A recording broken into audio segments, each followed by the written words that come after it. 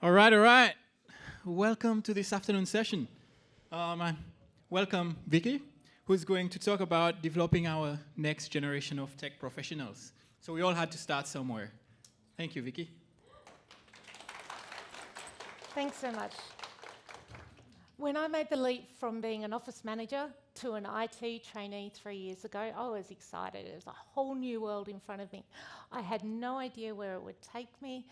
I also didn't realise fully the contribution I'd be able to make as a woman and as somebody moving into IT later on in their career.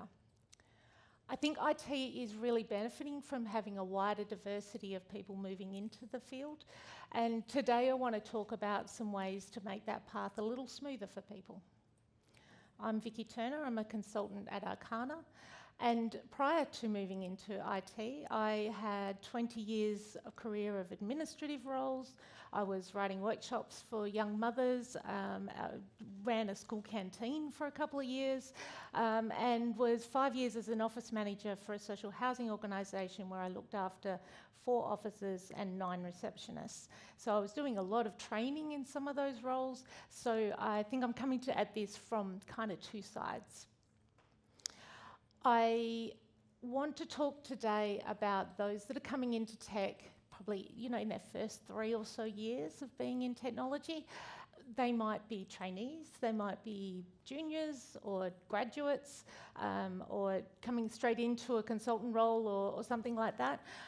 We kind of need an umbrella term because that's a long sentence to say. So I'm going to use the term mentee to talk about those people and those that are supervising them, the managers, and those informally supervising I'll call mentors.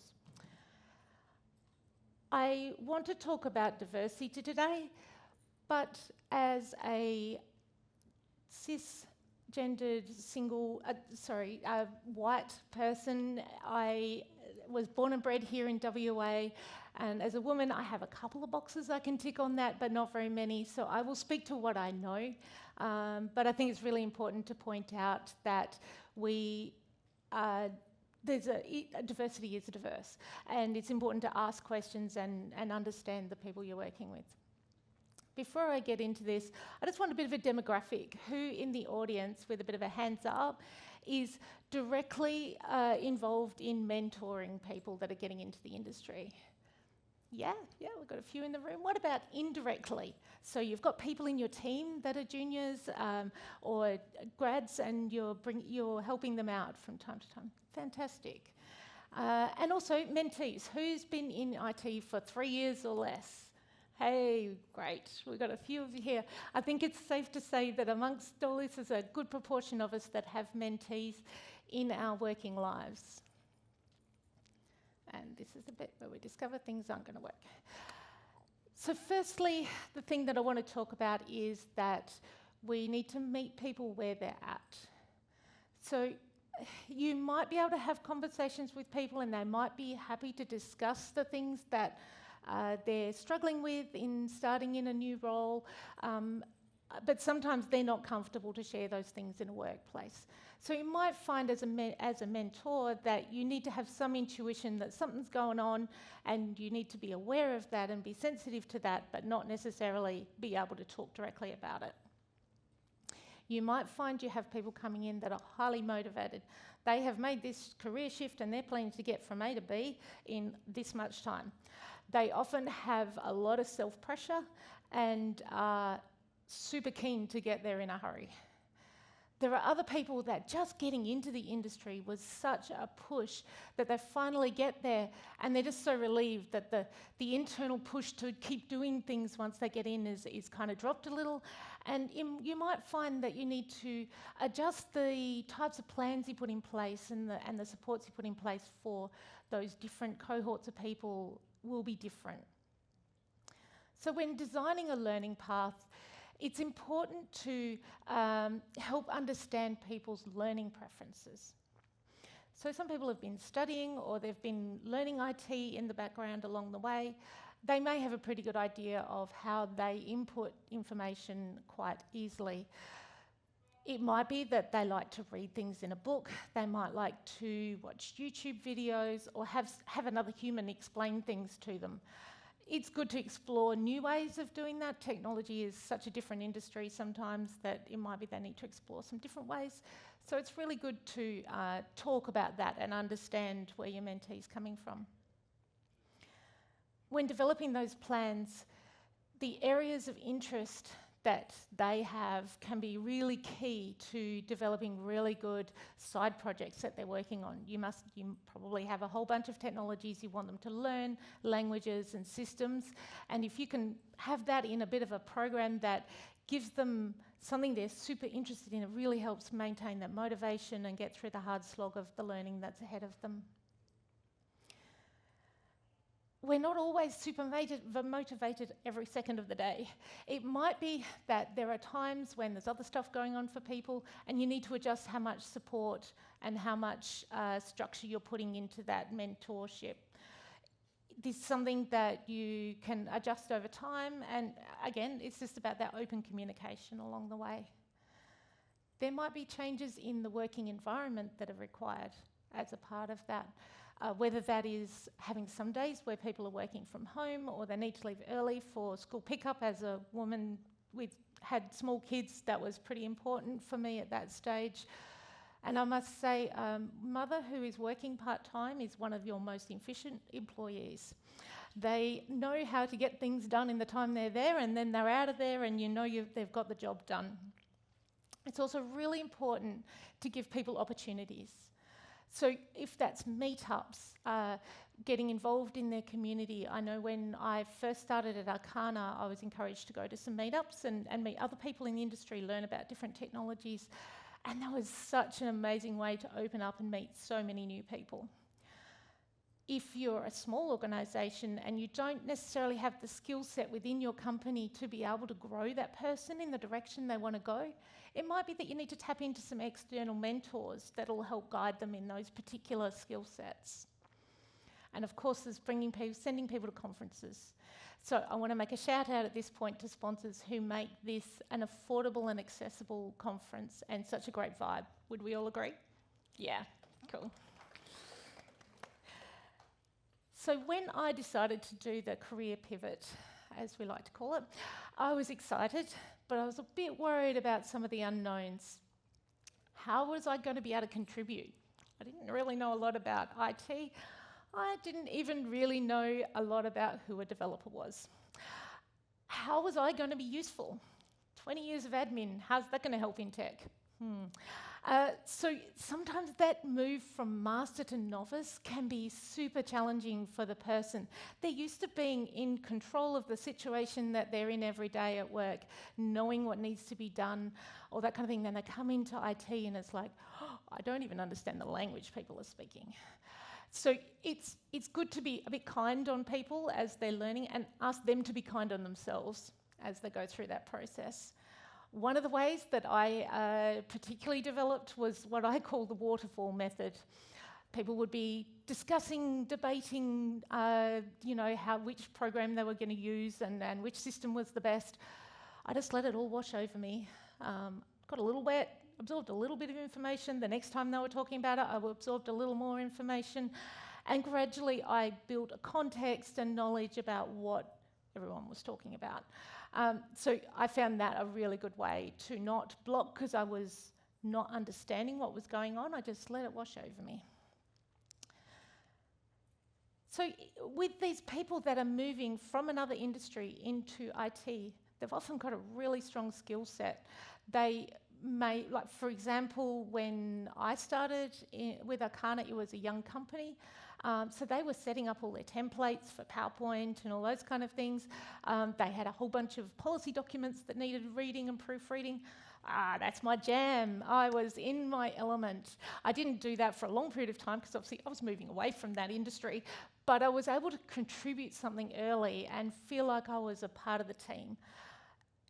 Those sort of skills and aspects that people bring are the things that really give them it can bring so much more to your company in the way that they work and the products that you deliver. With career pivoters, it's unlikely that you're going to need to micromanage them. They're going to be pretty motivated to achieve. it's probably more likely that you're going to need to provide guidance about them understanding this is a marathon, not a sprint, and not burning out. This is something that we're pretty on the money of. We want to be over there in that special place that we have in our heads that we want to get to.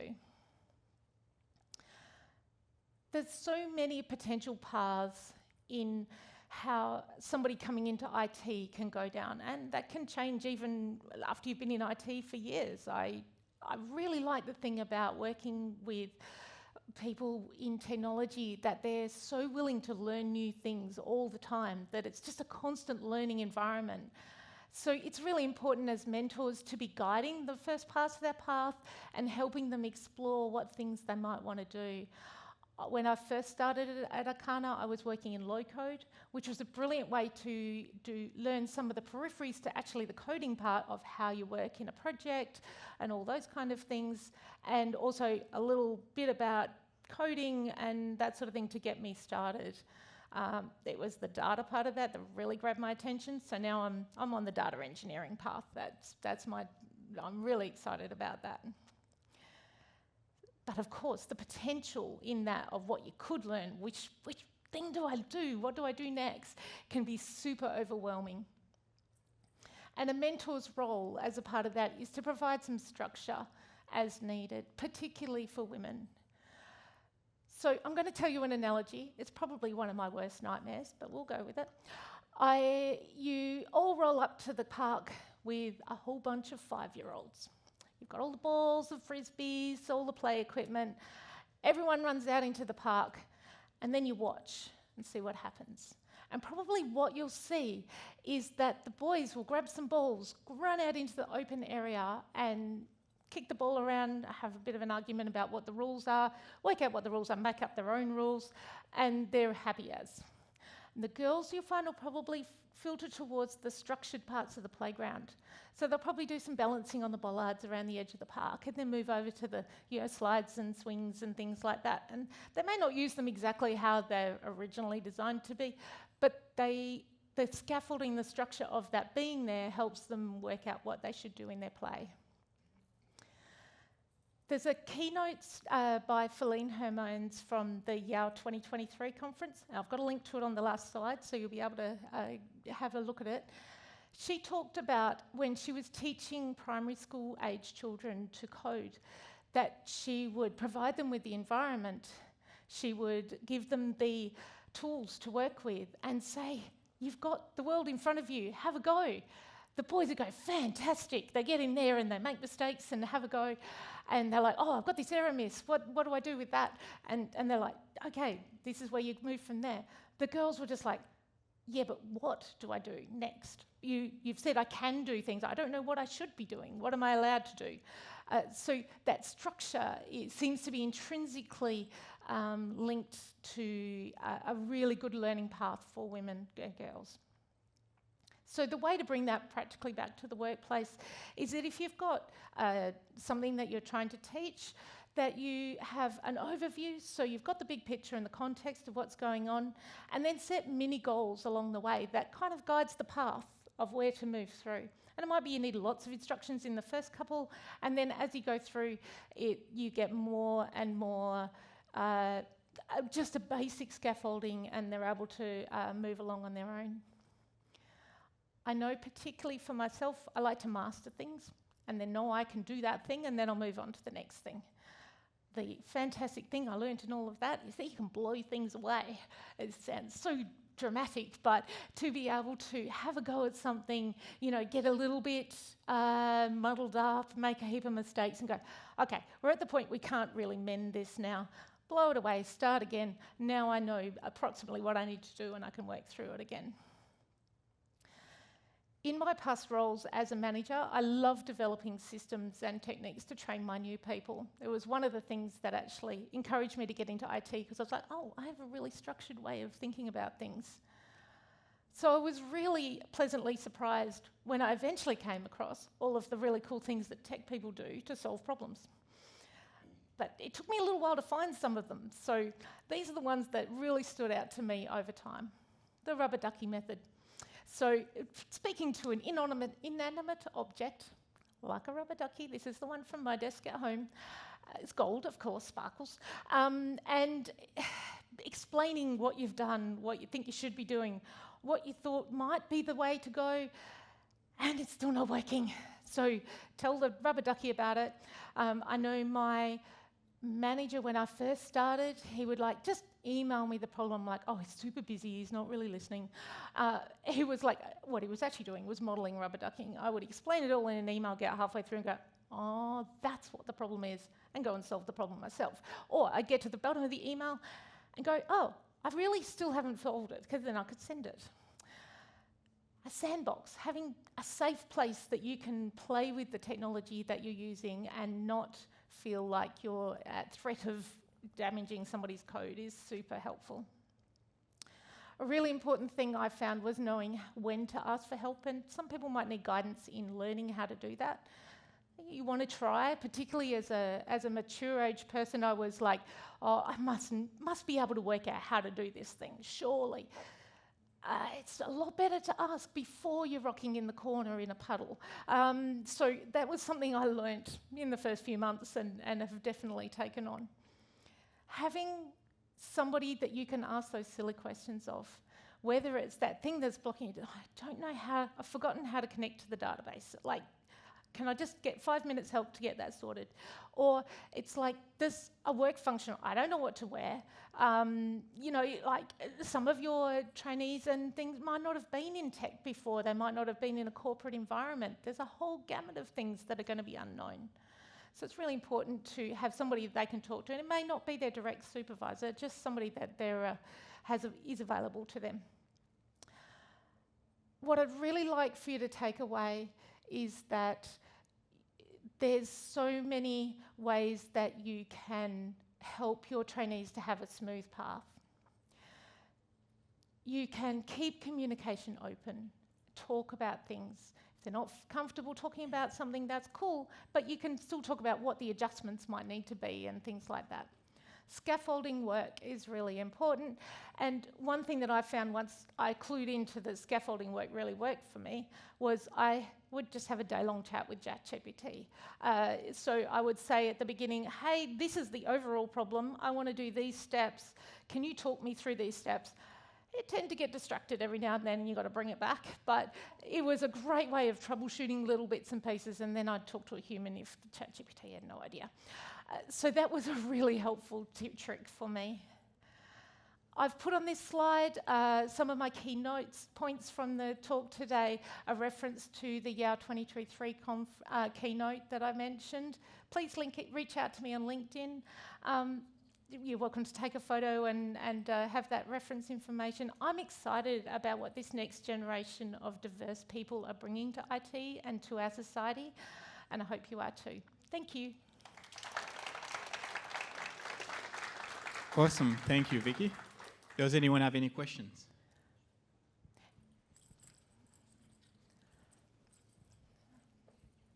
Thank you very much. Love the talk. Just wanted to ask a quick question about scaffolding. I find it incredibly invaluable. One of the things I've always struggled with, however, is when to almost kick the developer out of the nest, as it were. I've been on the receiving side of that, where someone has protected me or scaffolded me for too long and protected me from the pressure of just trying to figure it out myself. And likewise, I can feel myself doing it to other developers. Do you have any guidance there? I think how much is in the scaffolding. If you think about drawing a house, you can have all the detail, the actual bricks and everything, and you put the concrete on the ground and then you put the bricks on. That's really scaffolding to a really fine art. But if you literally draw a box with a roof on top, it's we're building a house. And then it's so it's gradually getting those scaffoldings having less and less external input, and it being something that the person needs to develop themselves. And then, gradually it'll be, oh, there's 1, 2, 3 steps, and that's sort of enough. So, yeah. And then they ask GPT. One more question. Cool. Alrighty. Thank you, Vicki. That was awesome. Thank you. Huge so applause much. for Vicki.